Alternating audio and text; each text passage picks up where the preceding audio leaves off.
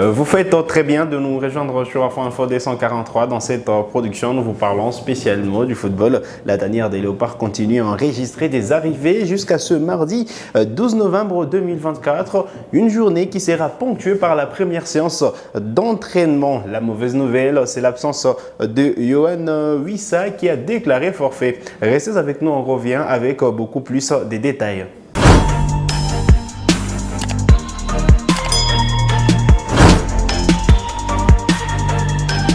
Allez, très content de vous retrouver sur Info D143 après Nathanaël Mboukou dimanche. Un autre groupe des Léopards est arrivé hier lundi 11 novembre 2024 à Abidjan pour les rassemblements des Léopards. Vous le savez, les Fauves Congolais préparent les deux dernières journées des éliminatoires de la CAN. D'abord, ce samedi, les Fauves Congolais seront reçus par les Sili nationales de la Guinée avant de jouer le mardi 19 novembre prochain à Kinshasa, les Walia de l'Éthiopie.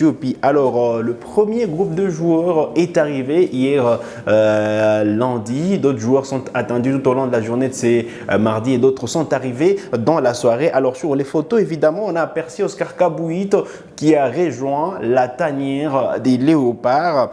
Lui qui a remplacé, vous le savez, Gaël Kakuta sur la liste des joueurs sélectionnés. Kakuta qui est blessé et qui a déclaré forfait. C'est Oscar Kabouit, sociétaire du TP Mazembe, qui a donc pris la place de Kakuta. Alors, Fiston Kalala Mayele est arrivé également en sélection hier, tout comme Noah Sadiki. Joris Kayembe également a été aperçu dans la tanière des Léopards. On aura de précision sur les autres joueurs qui sont arrivés un peu plus tard dans la soirée et ceux qui arrivent ce matin en équipe nationale de la RDC. Donc voilà, aujourd'hui, l'effectif devrait être au complet avant la première séance d'entraînement qui est prévue à 18 h de la capitale ivoirienne. Les Fauves Congolais qui vont donc effectuer leur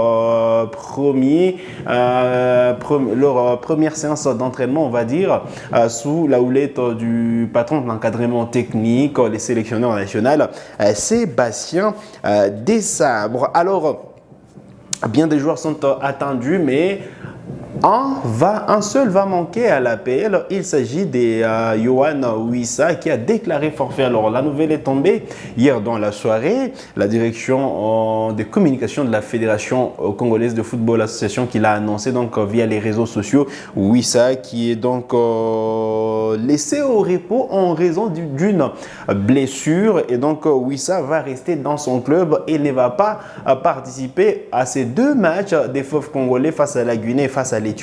Déjà, pour refaire le contexte, Wissa était blessé évidemment pendant environ un mois. Il est revenu, il a joué quelques matchs avec Brentford. Il a d'ailleurs été performant avec les Bees. Le week-end, il a inscrit un doublé, mais quand même, il faut dire qu'il ne s'est pas encore remis totalement sa blessure. Voilà pourquoi il est laissé au repos. Il avait manqué la double confrontation face à la Tanzanie. Il va manquer évidemment ces deux derniers matchs. Encore pour retrouver le Kovo national, il faudra patienter jusqu'au mois de mars 2025 pour voir le retour de Yohan Wissa. Pourtant, il est en forme. Il est évidemment sur une série impressionnante. C'est 7 buts dans 8 matchs de championnat. 7 buts, hein, 7 buts et une seule passe décisive. Donc Wissa qui a quand même le meilleur ratio de buts marqués en première ligue anglaise cette saison, devant même Erling Haaland.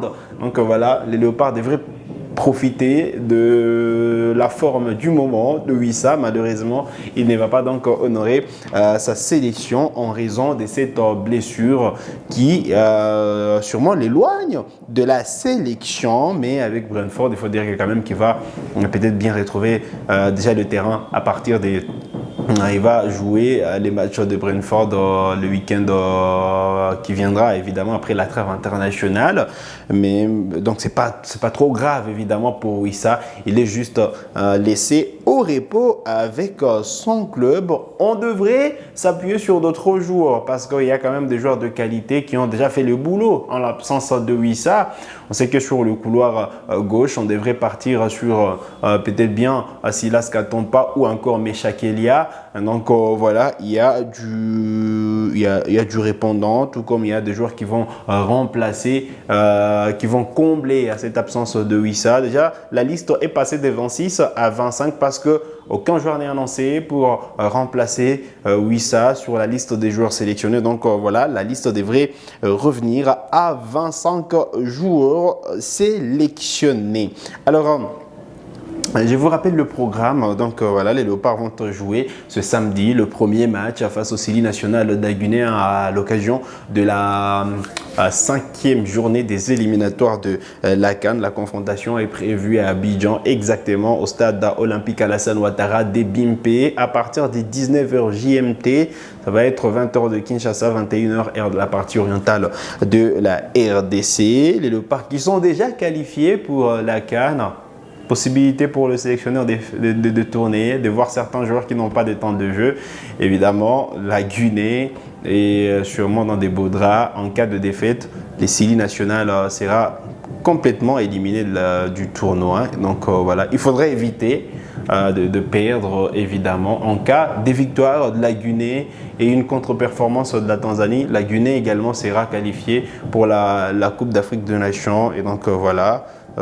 Tout dépendra évidemment de la prestation de la Guinée face à la RDC en cas de victoire de la République démocratique du Congo. Évidemment, comme je le disais, la Guinée sera sortie de la compétition. Mais en cas de match nul, quand même, la Guinée devrait s'offrir une finale face à la Tanzanie parce que la dernière journée, la 6e journée entre la Tanzanie et la Guinée, ça se jouera au Benjamin Mkapa Stadium. Évidemment, le vainqueur pourrait valider son ticket. Donc voilà, il faut éviter une défaite face à la RDC pour la Guinée. Et puis voilà, espérer décrocher une victoire à Dar es Salaam. Voilà, mais voilà, les Léopards n'ont pas de pression. Ils sont assurés d'être à la CAN. Et donc voilà, les Léopards sont sereins. Voilà, c'est pas vraiment un match à fort enjeu côté congolais parce qu'ils ont la possibilité de terminer premier de leur groupe. Ils ont les Fafongolais ont leur tout dernier match à domicile face à l'Éthiopie. L'Éthiopie qui n'est pas forcément dans les calculs de qualification pour la CAN. Et donc voilà l'essentiel, le plus important à retenir pour l'instant. Allez, on va revenir sur les classements de ces groupes des Léopards. La RDC qui est en tête, c'est les groupes H pour précision. La RDC est en tête avec 12 points. Donc 4 victoires dans 4 matchs joués. La Guinée se positionne à la 2e place avec 6 points. Donc 2 victoires dans 4 matchs joués. La Tanzanie, c'est 4 points. Un seul match gagné, un match nul. Et puis voilà, il y a l'Éthiopie qui a un petit point jusque-là. Mais voilà, l'Éthiopie qui n'est pas numériquement éliminée. Donc voilà, l'Éthiopie connaîtra son sort après cette 5e journée.